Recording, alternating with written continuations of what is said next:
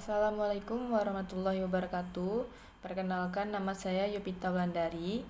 Di sini saya akan menjelaskan kembali video mengenai perjuangan kekinian yang telah disampaikan oleh M. Atiatul Muqtadir.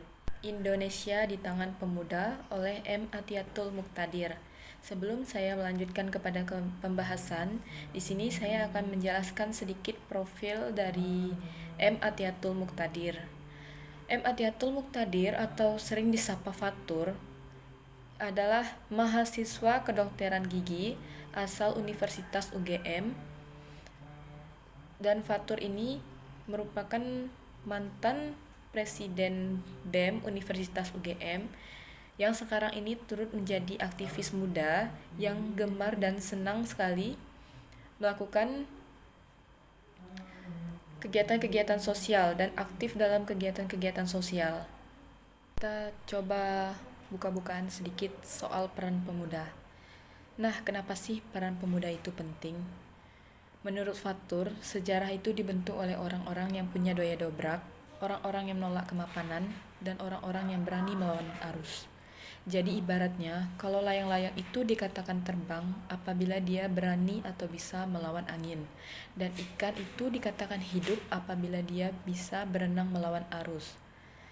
Jadi, kalau layang-layangan itu ikut angin, itu artinya layang-layangnya putus.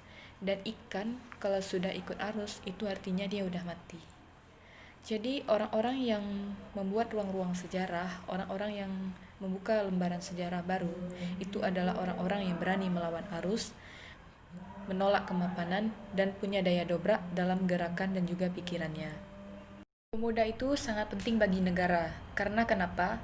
Karena zaman dahulu Presiden Soeharto pun bisa diruntuhkan oleh kaum pemuda. Disitulah peran pemuda itu sangat kuat.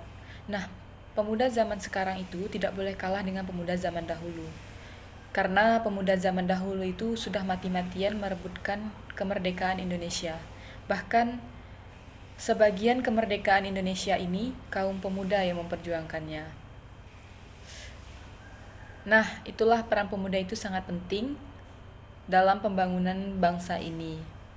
Kalau misalnya nanti pemuda itu sudah berleha-leha atau dikatakan tidak peduli lagi dengan bangsa, maka bisa dikatakan Indonesia itu akan runtuh. Generasi muda harus mempunyai karakter yang tinggi untuk membangun bangsa dan negaranya. Pemuda juga harus mempunyai toleransi yang kuat. Di presentasi kali ini, saya cuma mau bilang sebenarnya banyak cara untuk berkontribusi. Tidak semuanya harus turun ke jalan, tidak semua harus berada di ruang konferensi, dan tidak semuanya harus turun ke desa-desa. Berkontribusi itu banyak caranya. Seperti ada gerakan vertikal dan ada gerakan horizontal. Gerakan vertikal seperti menyuarakan apa yang seharusnya kita suarakan ke pemerintah itu bisa lewat demonstrasi, audiensi, atau advokasi. Atau gerakan-gerakan horizontal, misal turun ke desa atau kalau di kampus itu ada KKN.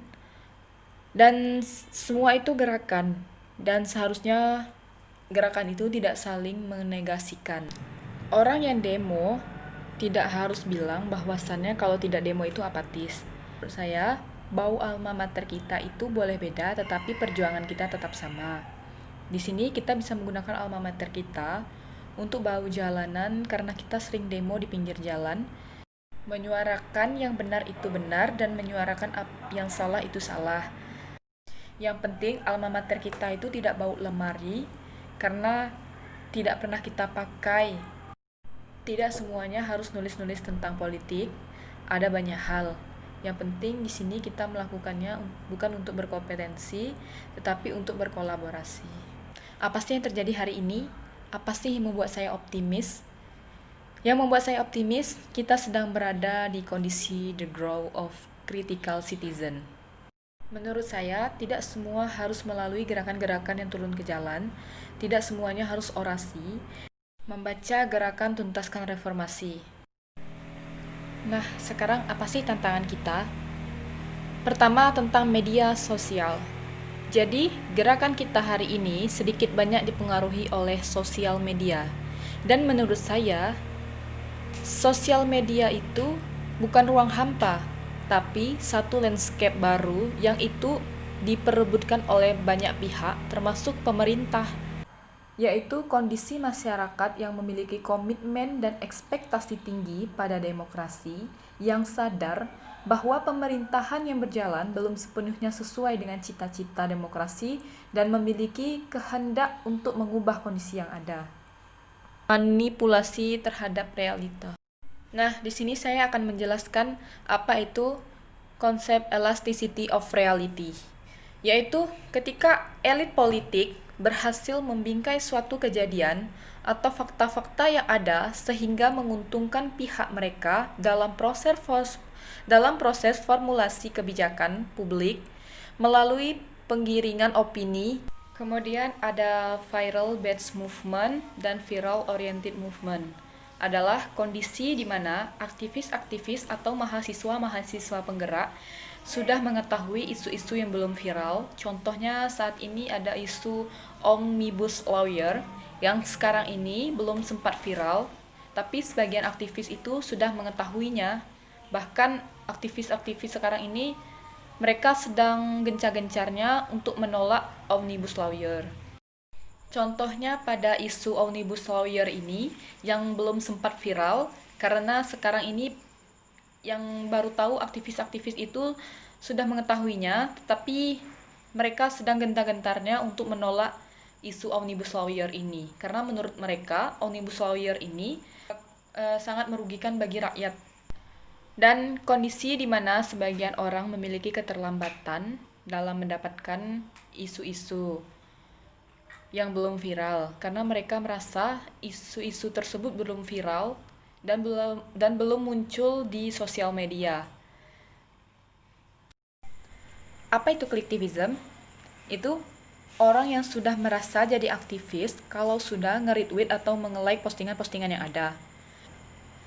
Dan gerakan tersebut seperti sudah berhenti di situ saja. Padahal gerakan seperti itu hanya sebatas gerakan jari jempol. Seharusnya gerakan itu tuh tidak berhenti di situ saja. Dan itulah fenomena yang namanya clicktivism. Kemudian ada tantangan idealisme. Idealisme sebuah kemewahan terakhir yang harus dirawat di tengah pusaran godaan.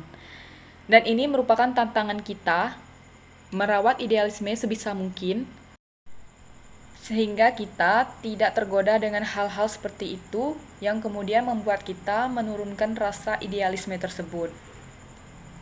Dan di sini saya mau menutup, kerja pemuda itu bukan hanya melahirkan gagasan atau memikirkan persoalan, melainkan mengupayakan perubahan, bukan sekedar urun angan tapi turun tangan.